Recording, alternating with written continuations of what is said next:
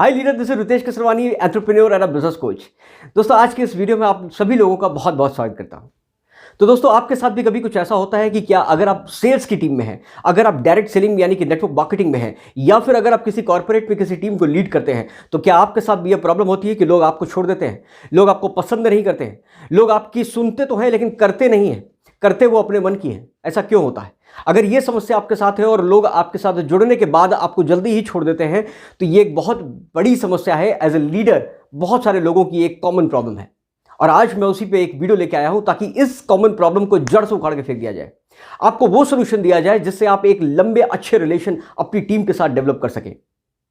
तो दोस्तों, आज हम बात करने वाले हैं एक ऐसे पॉइंट पे जो सभी लीडर्स का एक बहुत बड़ा पेन एरिया होता है, और इस पॉइंट को अगर नहीं समझा तो अक्सर यह होता है कि हम टीम तो बना लेते हैं, लेकिन टीम बनाने के बाद उतनी ही तेजी से टीम हमारी बिखर जाती है।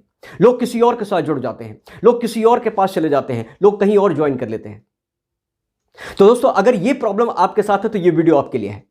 दोस्तों, आज मैं बात करने वाला हूं एक ऐसे खास टॉपिक पे जिस पे ध्यान देना स्टार्टिंग से ही बहुत ज्यादा जरूरी होता है किसी भी लीडर के लिए।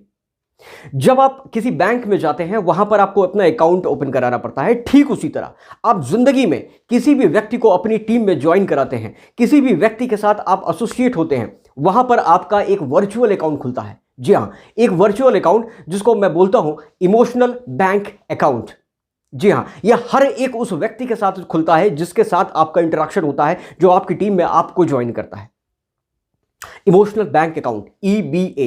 यह फॉर्मूला अगर आपको याद रहा तो मैं दावा के साथ ये कह सकता हूं कि आप अपनी टीम को बनाने के बाद कभी भी बिखरने नहीं देंगे। लोग आपसे जुड़ने के बाद आपको छोड़ के नहीं जाएंगे।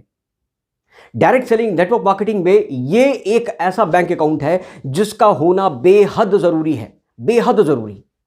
तो जैसे बैंक में आप होते हैं और बैंक में आपका अकाउंट होता है, तो आपके साथ दो चीजें होती हैं। एक सिस्टम होता है जिसमें डेबिट होनी शुरू होती है, चीजें आपके अकाउंट से निकलनी शुरू होती हैं, और एक होती है क्रेडिट, जिसमें आपकी चीजें अकाउंट में बैंक बैलेंस बढ़ता चला जाता है। आप ये दिल पे हाथ रख के बताना, आपको क्या अच्छा लगता है, डेबिट या फिर क्रेडिट? मैं यकीन के साथ कह सकता हूं, मैं दावे के साथ कह सकता हूं, हम सभी को क्रेडिट ही पसंद है। यानी कि बढ़ते हुए, जैसे आपका अकाउंट बढ़ता है और वो उस अकाउंट को बढ़ते हुए देखना हर एक इंसान के लिए बहुत ही खुशी का पहलू होता है। ठीक उसी तरह जब आप पीपल मैनेजमेंट के बिजनेस में होते हैं, जब आप ह्यूमन रिलेशंस के बिजनेस में होते हैं, तो वहां पर इस इमोशनल बैंक अकाउंट के बैलेंस का बढ़ना आपको बहुत जबरदस्त तरीके से आपको पसंद आने वाला है। क्यों? क्योंकि इससे आपकी टीम की ग्रोथ बहुत तेजी से होती है। दोस्तों, अब इस पहलू पर जरा एक नजर डालते हैं और देखते हैं कि यह होता कैसे है। अगर मैं डेबिट की बात करूं, यानी कि जब आपके बैंक अकाउंट, बैंक बैलेंस धीरे धीरे कम होता है, तो ये किस कारण से होता है? अगर अपने को वो कारण पता चल गए तो मैं यकीन के साथ कह सकता हूं आप उससे दूर रहेंगे और आपका क्रेडिट का ग्राफ बहुत तेजी से बढ़ेगा। पहला कारण, क्या आप अपनी टीम के साथ सुपीरियर की तरह बिहेव करते हैं? क्या अपनी टीम के आगे आप अपनी नॉलेज झाड़ते हैं या अपनी शेखी भगाते हैं? ऐसे लोगों को कोई भी पसंद नहीं करता, और टीम का मेंबर तो बिल्कुल भी नहीं। वो बेशक आपसे इस बात को ना बोले, मगर धीरे धीरे आप देखेंगे कि आपका जो डेबिट है उस अकाउंट में होता चला जाएगा उस पर्टिकुलर व्यक्ति के साथ। अगर आपकी टीम में 10 लोग हैं, तो ऐसे 10 बैंक अकाउंट आपके खुले हुए हैं, और हर बैंक अकाउंट आपको वो देता है कि आपका वहां पर डेबिट हो रहा है या फिर आपका वहां पर क्रेडिट हो रहा है। दूसरा कारण यहां पर यह आता है कि जब भी आप किसी से किए गए प्रॉमिस को समय पर पूरा नहीं करते या उस प्रॉमिस को भूल जाते हैं, तो वहां पर आपका क्रेडिट नहीं, वहां पर आपका तेजी से डेबिट होता है, और यह दुगनी रफ्तार से तेजी से डेबिट होता है। यह एक ऐसा पहलू है कि जब आप अपने किए हुए कमिटमेंट को भूल जाते हैं, जब आप अपने किए हुए प्रॉमिस को भूल जाते हैं, क्योंकि एक इंसान आपसे उम्मीद लगा के रखता है, और आपने अगर उसको कोई प्रॉमिस दिया है तो आपकी सबसे बड़ी जिम्मेदारी बनती है कि उस प्रॉमिस को पूरा करें। तो अगर उस प्रॉमिस को पूरा करने में देर होती है, तो जाहिर सी बात है कि आपका बैंक बैलेंस बहुत तेजी से गिरता है, और इतनी तेजी से गिरता है कि आपको संभलने का भी मौका नहीं देगा।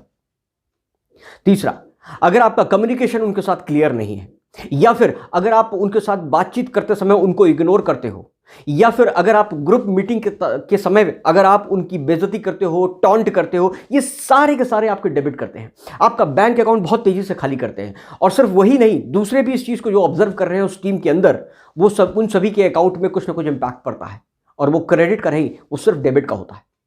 तो अगर आप अपने इमोशनल बैंक अकाउंट को के बैलेंस को बढ़ाना चाहते हैं, क्रेडिट लेना चाहते हैं, तो आपको करना क्या होगा? सिंपल, इसका अपोजिट।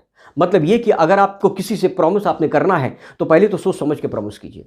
दूसरा, उस किए गए प्रॉमिस को जो आपने कर दिया है, उस कमिटमेंट जो आपने किया है, उसको आपको पूरा करना पड़ेगा, किसी भी हालत में करना पड़ेगा। और अगर किसी वजह से वो कमिटमेंट पूरा ना हो पाए तो आपको आगे बढ़कर अपॉलॉजी भी करनी पड़ेगी।